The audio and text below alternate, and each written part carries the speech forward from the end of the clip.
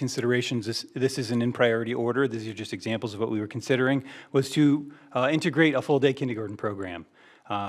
Each year we look at New Jersey student learning standards. We want to maintain our updated resources, updated documents, make sure our students are learning what they're required to be learning as determined by the Department of Education. We had a focus on maintaining all of our programs this year. That was a tremendous focus, as well as an eye on our student-teacher ratio. That's another thing we manage each year, and we do that annually by assessing potential sections in terms of growth and or decline. And then another focus this year, and it's continuing for many years, is our aging facilities. And we've discussed for some time about the ESIP program, and you'll see this year in the budget we're making a continued focus on addressing our aging facilities. One thing I want to dig a little deeper in is the kindergarten program. So as I mentioned in the curriculum committee meeting, and I've mentioned along the way, we have been going through the budgetary process, embedding the full-day kindergarten process in there. And we sit here today with it embedded in the budget. So some of the questions were, how much does it exactly cost? And as we know, we have a half-day kindergarten program. So what I'm going to share with you next are the increased expenses directly related to expanding it to a full-day program.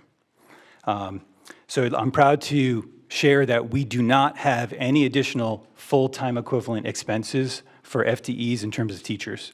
And that's a reflection of our enrollment. So our enrollment has declined.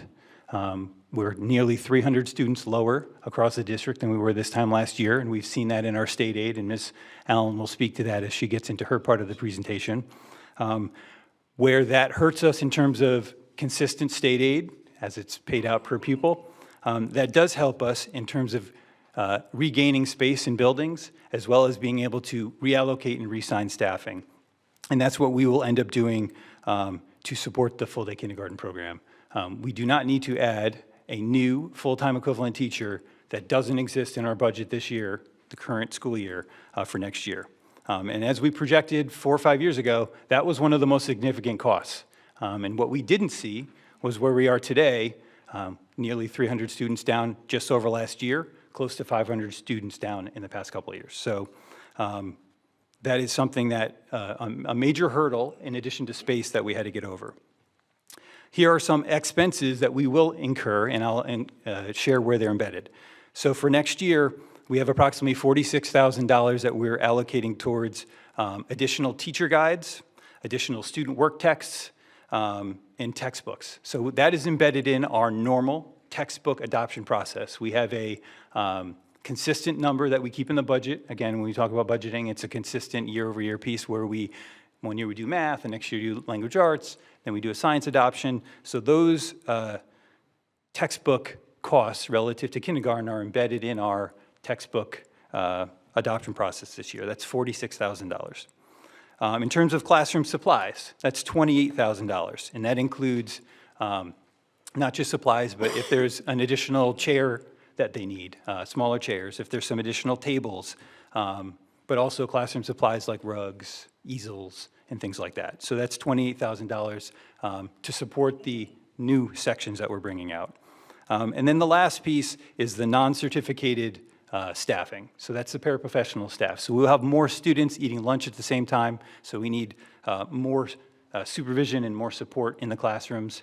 And that is budgeted for $66,000.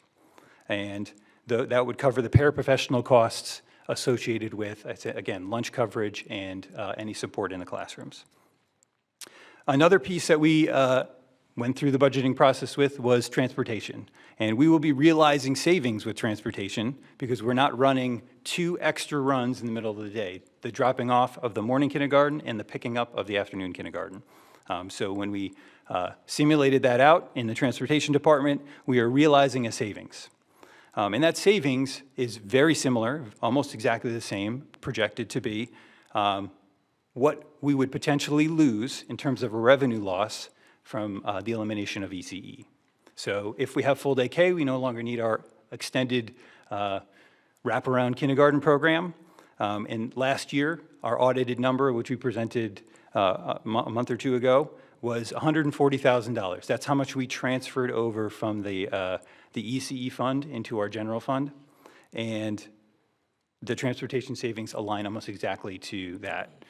So I know there was some discussion about if we eliminate ECE, how much of a hit are we going to take? Again, you asked us that question 5 years ago. You asked us that question pre-COVID. We're talking $500,000, $600,000, much, much larger numbers. It has consistently decreased, and last year specifically was $140,000. And those are the numbers in terms of what it looks like additional costs from what we are already paying to operate a kindergarten program. Again, what does it look like in terms of class sizes? And we talked a little bit about programming and things in the curriculum meeting.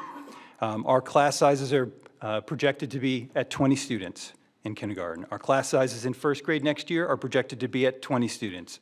Our class sizes in second grade are projected to be at 21 students. Our class sizes in third grade are projected to be at 22, fourth grade 23, and fifth grade 24. Now, there will be some fluctuation based on special programs that are assigned, and you see a variance, a range in every building. But across the district, that's what our enrollment's looking like. So by moving staff around to be able to facilitate this program, we are not compromising class sizes. We're not compromising the integrity of the programs at the elementary level across the board. So I wanted to highlight that.